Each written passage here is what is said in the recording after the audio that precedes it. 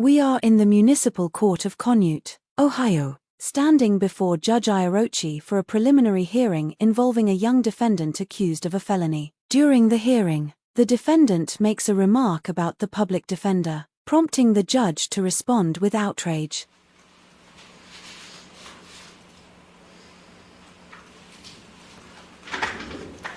The court is on the record in State of Ohio v. Destiny Sloan, case number 25 CRA 63. On March 17th, 2025, the court entered a no plea on behalf of Ms. Sloan to one count of trespass in a habitation when a person is present or likely to be present, a fourth-degree felony. And this case is set today for a preliminary hearing. Ms. Sloan remains incarcerated in this case. She is appearing at this hearing by way of video from the Conneaut City Jail. Appearing in the courtroom are her attorney, Mafid Sayed, and you are her legal guardian? Yes. And her legal guardian, Kristen Salini, who are appearing at table 2 on the video. Also in the courtroom is Law Director John Lewis, and sitting at table with him is Conneaut Police Officer Alex Kirk, who are appearing at table 1 on the video. Mr. Lewis, can you advise us of the status? Yes, Your Honor, thank you. Your Honor, the State of Ohio is prepared to proceed with the hearing today. However, Mr. Sayed has advised me that Ms. Sloan is going to waive the hearing. Thank you. Thank you. Mr. Sayed? Thank you, Your Honor. That's correct. I had an opportunity to speak with Destiny. I explained to her, we were here for a prelim. She indicated to me that she wants to waive the preliminary hearing at this time. Okay. So I'm going to explain to both Ms. Sloan and to Ms. Salini. Ms. Sloan, you do have a right to a preliminary hearing today. A preliminary hearing is a hearing where the prosecutor is required to present evidence to establish by probable cause that you committed the felony offense. If this court, after that hearing, finds that you probably committed the felony offense, then I would bind this case over or transfer the case to the Asheville County Common Police Court for further proceedings. It's my understanding, Ms. Sloan, that you wish to waive your right to a preliminary hearing. Is that what you would like to do? I just said waive the call and get to the point so that I can get out of here and get a real attorney for the real court dates. Because I know for a fact a public defender is not going to be able to help me with the felony. Okay. I need a real attorney. I need to pick up stuff about my mental health because I was off my medicine for 3 days because someone took it. Ms. Sloan, please. My question is simple yes or no answer. And I'm going to actually ask Ms. Salini. Ms. Salini, based on your conversations with Ms. Sloan, does she wish to waive her right to a preliminary hearing today? I witnessed conversation between her and her attorney, and she did say she would like to waive the hearing today. Okay. I do have a waiver of preliminary hearing form I'm going to provide to your attorney. I'm also going to ask your legal guardian to sign it in the courtroom. I'm going to ask the officer to provide that same document to you. And if you find it acceptable, you can sign and date also.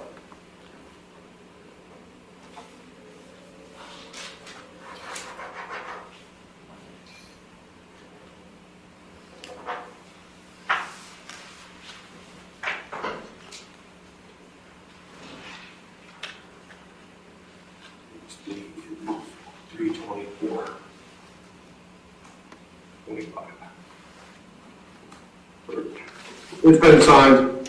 Thank you very much. Thank you.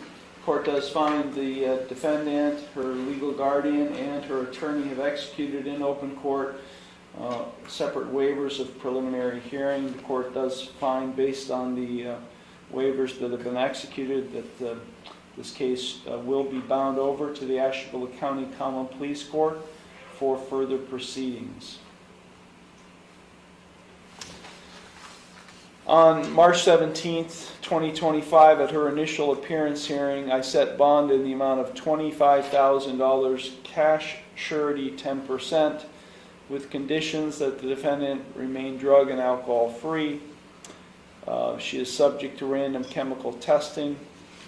I ordered her to have no contact with Timothy and Rebecca Thorpe, and to remain off the premises and away from the premises at 784 Harbor Street in Conneaut. Mr. Syed, you'd like to be heard on bond?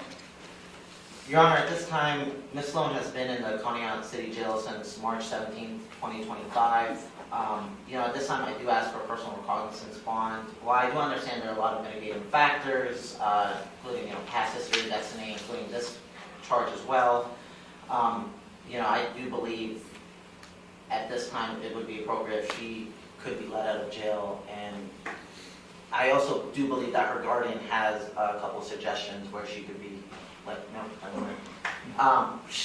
at this time, I'm just asking the court for a personal recognizance bond. Okay. So, based on what Mr. Lewis had filed with the court at the time of her initial appearance hearing, he indicated that he believed to be currently homeless. Is she still homeless, Ms. Cellini? Yes. Is there any place for her to go?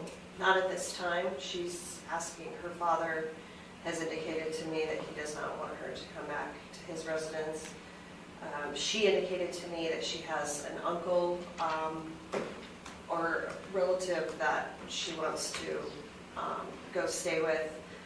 I have not spoken to these individuals. I have no idea if they have any interest in her residing with them at this time. Okay, thank you. Mr. Lewis. Your Honor, the homelessness issue is an issue, and my fear is that if she's released on a personal recognizance bond, she's going to go out and do the same thing again. We're going to end up right back to square one here. So the state of Ohio rather would ask that the bond remain as currently set. Thank you. Thank you. Just maybe I need to flesh out the facts a little bit more. Does she know the victims or alleged victims, Mr. Thorpe and his wife? Complete strangers. Okay.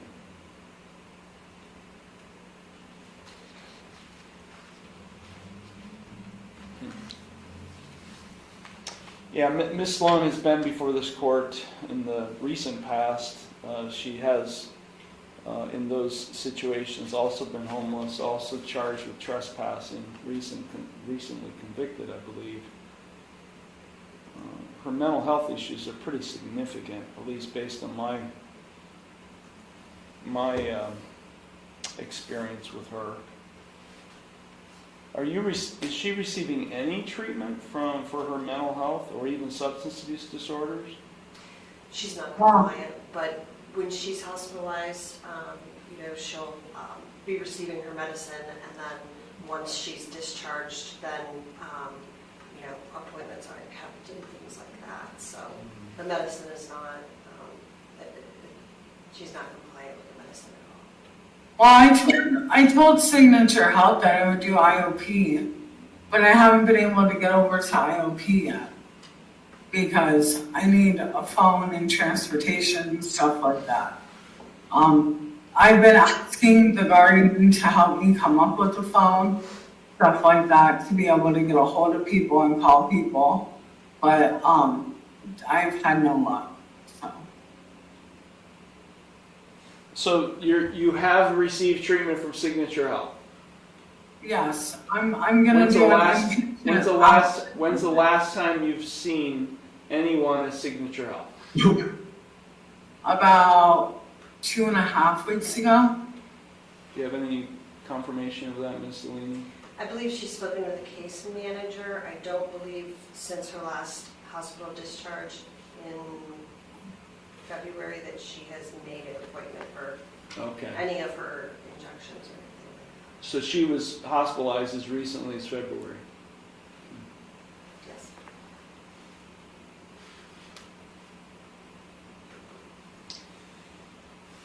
Okay, I'm going to modify bond slightly. Bond will be fixed at $10,000, cash surety 10%. That was actually what Mr. Lewis had originally requested. I said a little higher at the initial appearance hearing. So $10,000 cash surety 10%. She's ordered to have no contact with Timothy and Rebecca Thorpe. She's not to use alcohol or drugs. She is subject to random chemical testing by probation and law enforcement. She is ordered to remain off the premises at 784 Harbor Street in Conneaut. But, sir, how am I supposed to find a real attorney if I'm in here and they don't even let me use the phone? Let me stop you, Ms. Sloan, because if you use those words again with me, I'm going to hold you in contempt of court, whether you have a guardian or not. Mr. Syedge is a real attorney. Okay? Anyone at the public defender's office is a real attorney. So if you are implying that they're not real attorneys, I'm going to hold you in contempt. Again, if you say that one more time, you got it? Okay. They're real attorneys and they can handle your case very well.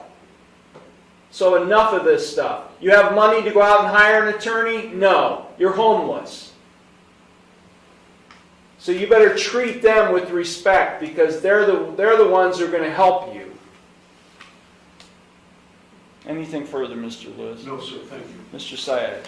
No, Your Honor, thank you. Okay, this matter is concluded. Thank you. Thank you, Ms. Felony, for being here and officer. Thank you for watching. Please subscribe and leave a comment.